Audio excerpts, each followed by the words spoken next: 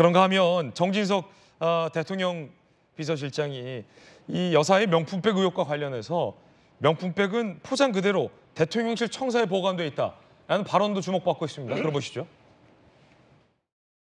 김건희 여사님 그 몰래카메라 함정 취재 사건이 있잖아요, 그죠? 정상적인 목사라고 생각됩니까? 저는 그 최아무개 목사란 분이 대통령 영부인에게 의도적으로 접근해서 불법적인 녹취와 촬영을 한 저급하고 비열한 공작 사건이라고 저는 생각을 합니다. 그래서 김건희 여사가 받으셨다고 하는 디올백 지금 어디 있습니까? 대통령실에서 보관 중인 것으로 알고 있습니다. 대통령실 청사 내에 있습니까? 청사 몇 층에 있습니까? 김건희 여사가 받은 디올백은 있는 포장 그대로 청사 내에 보관 중인 것으로 알고 있다. 뭐 제가 보고받은 것은 이게 전부입니다. 디올백이 포장 그대로 보관되어 있는지 확인하기 위해서 현장 실사를 하겠다라고 하면 대통령실께서 협조하실 거죠? 대통령실 시설 전역이 보안구역이기 때문에 그건 규정을 좀 살펴봐야 되겠습니다.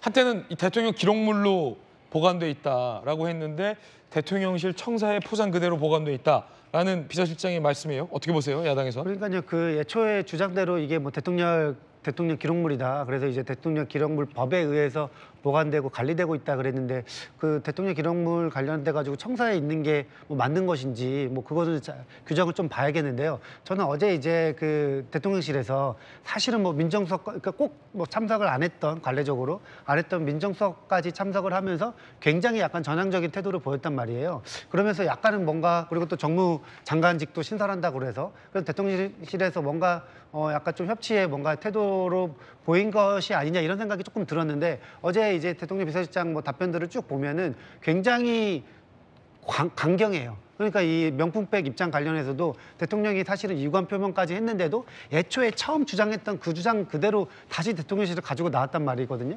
저는 그것을 보면서 약간 이제 대통령실이 뭔가 여기 전열을 전비해가지고 야당과 약간 싸우겠다. 오히려 그런 생각이 들고 특히나 이제 뭐 국회 운영위에서 뭐 그 저희가 느끼기에 민주당 쪽에서 느끼기에는 지금 여당 의원님들의 뭔가 의도되고 뭐 작전처럼 이루어지는 약간 파행 작전 뭐 이런 것으로 볼 때 다시 한번 좀 국회에서 뭔가 크게 갈등이 더 일어나겠다 약간 이런 생각이 조금 들어서 안타까운 마음이 좀 계속 들었습니다. 대통령 기록물로 분류해서 보관하는데 대통령 청사에 보관해도 법적으로는 괜찮은 겁니까?